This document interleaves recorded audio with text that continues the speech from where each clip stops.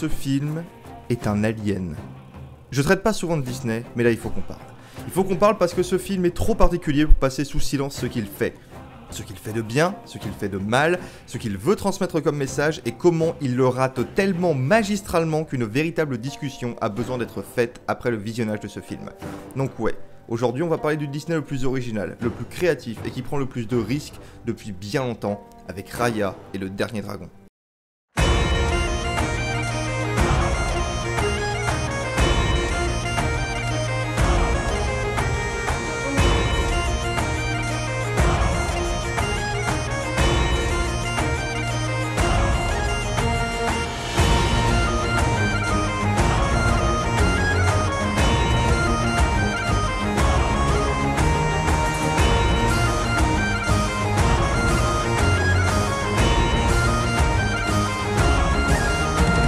Il y a bien longtemps, les 5 nations vivaient en harmonie, Earth, Fang, Spine, Talon et Tail.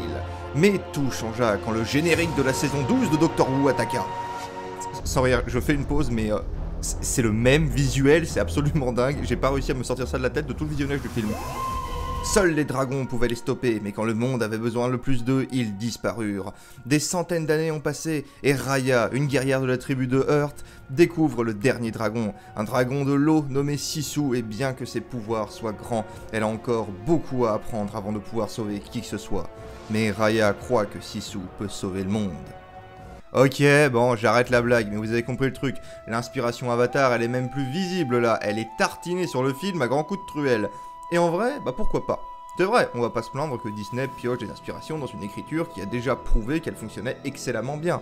Après, dans leur grande tradition de ne jamais créer quoi que ce soit d'original, mais de toujours adapter, repomper ou copier des œuvres afin de les rendre plus lambda et faciles à consommer pour le grand public, la firme aux grandes oreilles est parfaitement capable de détruire tout l'intérêt de son matériel de base. La compétence de Disney dans le domaine de fourrage de licence n'est plus à établir. Mais ne soyons pas mesquins et regardons avec plus de profondeur les détails de ce film. J'ai un peu arrangé le résumé pour le bien de la blague, mais en gros le principe est le même. 5 nations divisées qui passent leur temps à se faire la guerre depuis la disparition des dragons. La dernière relique de ce temps béni d'union étant la pierre des dragons gardée par la nation du cœur, et n'est rien de moins que l'artefact qui permet au monde de repousser ces créatures informes aspirant l'âme des gens. Raya et son père en sont les gardiens et ont juré de la protéger, mais voulant retrouver l'unité de leur peuple, l'homme décide d'inviter les représentants de toutes les autres nations dans une grande conférence pour la paix.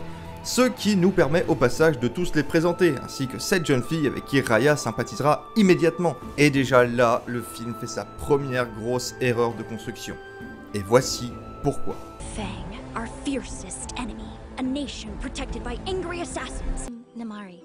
A Fang, our fiercest enemy. Wanna see something? Enemy. Yeah.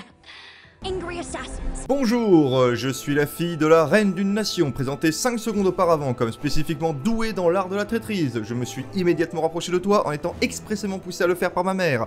Je te demande immédiatement de me montrer l'artefact le plus précieux de ce monde que l'intégralité des gens ici présents convoitent. Je suis une traîtresse, oui. Ah oui, oh ça c'est beau, ça c'est beau.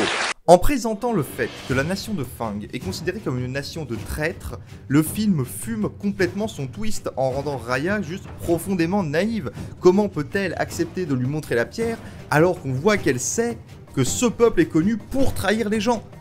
Alors que si on avait présenté à nous, le public, les nations plus tard dans le film, on aurait eu la surprise et la scène aurait été bien plus intense. Là on est juste en mode, elle va trahir. Et oh tiens, quelle surprise, elle a trahi. You've been very helpful.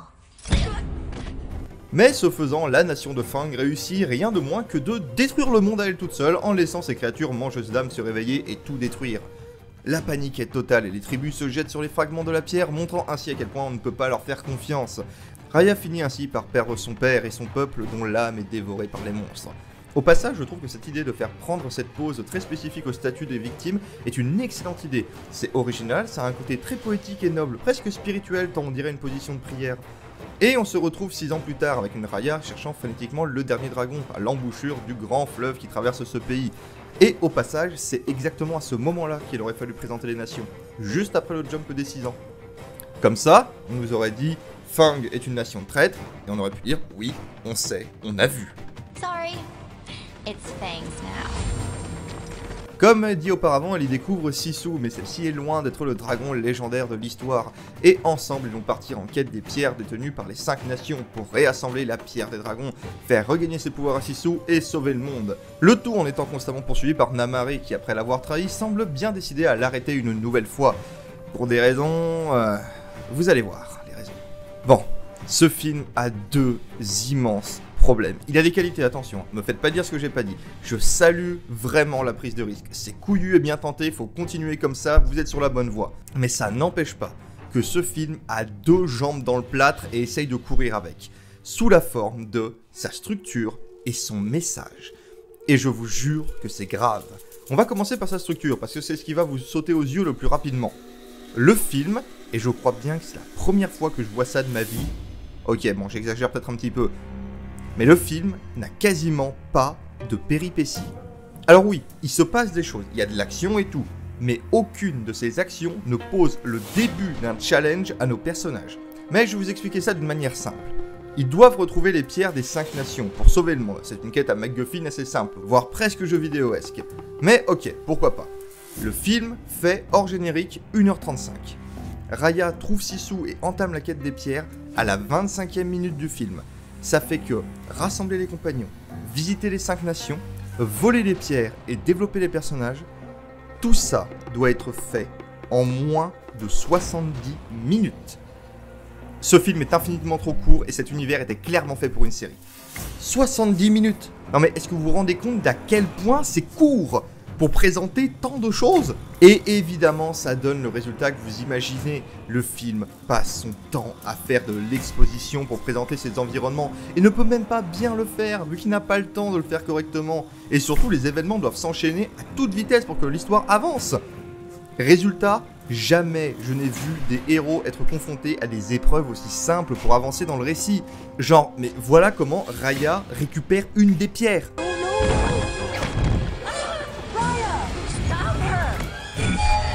Sérieusement, on lui tend littéralement le truc. C'est comme prendre sa sucette à un gamin.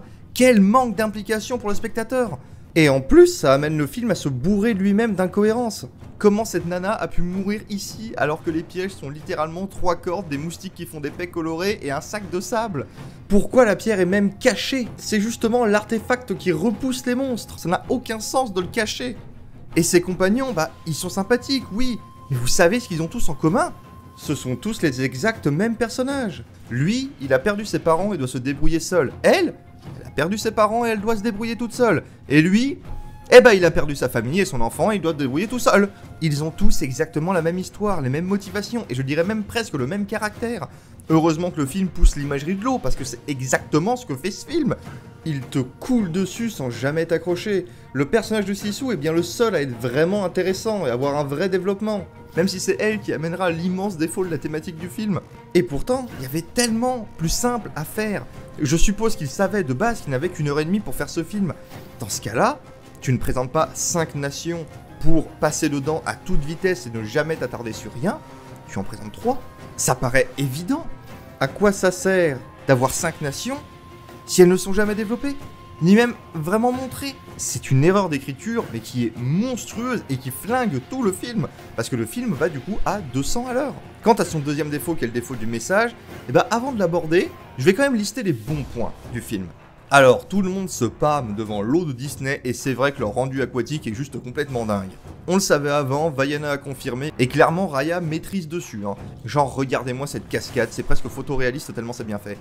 Mais je tiens surtout à souligner les environnements qui sont vraiment magnifiques. Surtout la lumière et le cadrage. Non mais vraiment, ça fait du bien de voir une originalité comme ça dans la mise en scène. Les combats au couchant, la lumière travaillée dans la brume, et ce genre d'intro et de scènes comme ça, juste waouh, c'est du très bon travail. Personnellement, moi ça m'a énormément fait penser à ce qu'on peut voir dans Absolver. Alors oui, je sais, vous connaissez pas, c'est un petit MMO 1D, mais jouez-y, je vous jure, c'est génial, même si je vous cache pas que vous allez souffrir en PVP. Oui, oh oui, vous allez souffrir. Bref, vous avez compris, les visuels me plaisent, les lumières me plaisent et les combats me plaisent. Et jouer à Absolver, c'est vachement bien. Alors, je soulignerai quand même que le sound design des combats est beaucoup trop discret à mon goût, et que le film a la fâcheuse tendance à interrompre ses combats pour faire avancer son intrigue. Mais les chorégraphies sont nickel, on a enfin des persos qui se tapent dessus sans magie ou autre, et on iconise bien les persos. Genre cette scène quoi. Oh ouais, oh là elle est énervée. Oh là il y a des gueules qui vont être pétées, moi je vous le dis. Ouais. Le personnage de Raya est un très très bon personnage féminin, on aime bien la suivre, la dualité avec son ennemi Namari, elle est plutôt bien foutue, et on aime bien voir leur relation. Non, il y a vraiment des bonnes choses dans ce film. Les acteurs, ils font un très très bon travail. Kelly Marie Tran nous fait oublier son effroyable personnage de Rose de Star Wars, en nous présentant une Raya aux intonations fortes et puissantes. Personne n'est en sur ou en sous-jeu, à part peut-être ce gamin-là, mais c'est vraiment pour chipoter. Et certaines scènes sont vraiment intenses. La mort du père, pour ne citer qu'elle, elle est à la fois belle visuellement, tragique au niveau de l'histoire, et réellement intense. Il y a des très très bonnes choses dans ce film. Mais ce film, et c'est pour ça que je lui fais une vidéo dessus, a un immense problème avec le message qu'il véhicule. Tout le film tourne autour du concept de confiance. Les gens ne se font plus confiance, Raya, tu dois apprendre à faire confiance. Sisu te le répète quasi toutes les scènes, confiance, confiance, confiance. Sauf que l'intégralité du monde, des gens qu'il croise et des discours de tous les personnages indiquent que non. Il y a une nation entière de voleurs et de brigands, enfin. C'est ridicule. Talon may look nice, but it's a hot spot for pickpockets and con artists. Le film ne peut pas dire que je dois apprendre à faire confiance aux gens alors qu'il me montre l'exact inverse constamment. La thématique est filée entre Raya et Namari, Sisu lui répétant ad vitam aeternam qu'elle doit lui faire confiance pour réunir le monde. Mais Raya a des raisons parfaitement valables de ne pas lui faire confiance. Tout simplement parce que cette nana est totalement indigne de confiance. Elle l'a trahi et a détruit le monde 2 fois, à elle toute seule. Elle l'a fait volontairement, jamais forcée par sa mère ni rien. Il est totalement légitime de ne pas accorder sa confiance à des gens qui te prouvent par leurs actes à répétition qu'ils n'en sont pas dignes et ne recherchent même pas ta confiance. Et même au-delà de ça, la thématique du pardon qui tourne autour de Fang est encore plus débectable. Oui, parce que en plus de faire confiance, il faut apprendre à pardonner. Ok, je veux bien, mais pardonner ne veut pas dire une absence totale de conséquences. Le pardon, ça vient du repentir de l'autre. Je t'ai blessé et j'en suis désolé, peux-tu trouver en toi la force de me pardonner? Pas, hé Raya, je t'ai blessé, j'ai détruit le monde, j'ai provoqué la mort de ton père et j'ai redétruit le monde. Tu me pardonnes? Et c'est même pas moi qui l'extrapole quoi que ce soit. Fang nous est clairement montré comme ne regrettant absolument rien de leurs actes. C'est même leur reine qui le dit. She can fix what we broke. She can bring everyone back. And that's what scares me. When everyone comes back, who do you think they'll come for? You forget, the other lands blame us for what's happened. But we never meant for anyone to get hurt. Ils ne sont pas désolés d'avoir détruit le monde. Ils ont peur que les gens les tiennent pour responsables et cherchent réparation. Mais vous êtes responsables. C'est expressément de votre faute. Ok, les tribus se sont jetées sur la pierre brisée, mais c'est votre initiative qui a lancé le mouvement. Regardez, c'est même dit expressément là. Vos actes ont des conséquences et les gens ont une colère légitime dirigée vers vous. Et Namari, c'est pas mieux. Jamais elle ne regrettera. Le film nous mettant même des mensonges manifestes au visage.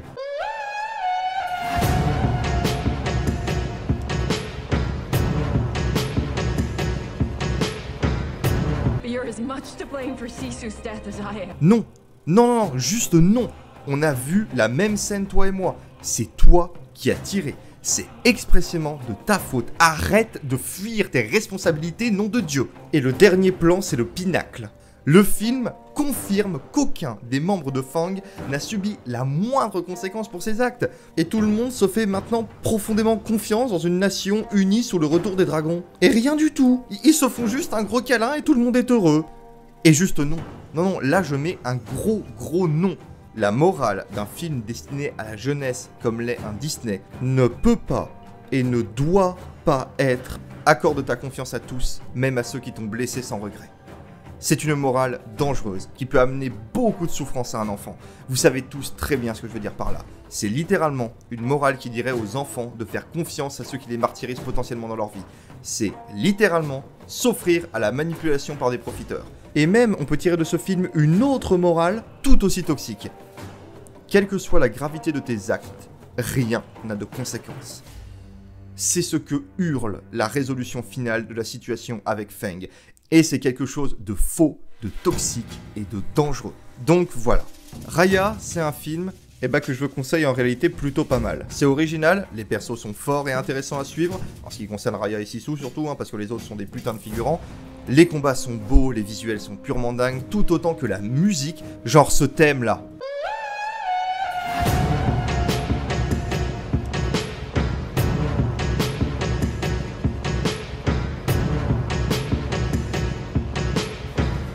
Ça fait du bien dans les oreilles ça.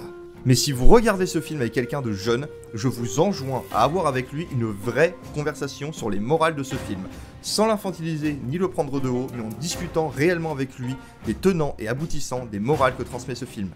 Parce que ce film rend cette discussion indispensable. Et c'est sur cette injonction plus que conseil que je vous laisserai. Raya est un Disney dont je me souviendrai encore dans longtemps, mais pour l'effet étrange qu'il laisse. Un film qui va trop vite dans un monde qui aurait dû être traité en série et pas en film, qui rate complètement ses thématiques et morales, mais qui présente des environnements tellement beaux, des lumières tellement bien travaillées, des couleurs tellement magnifiques et des combats tellement différents de ce que Disney nous offre habituellement, que je ne peux que m'en souvenir. Quant à moi, je vais retourner jouer à Absolver, et je vous dis à bientôt, et salut!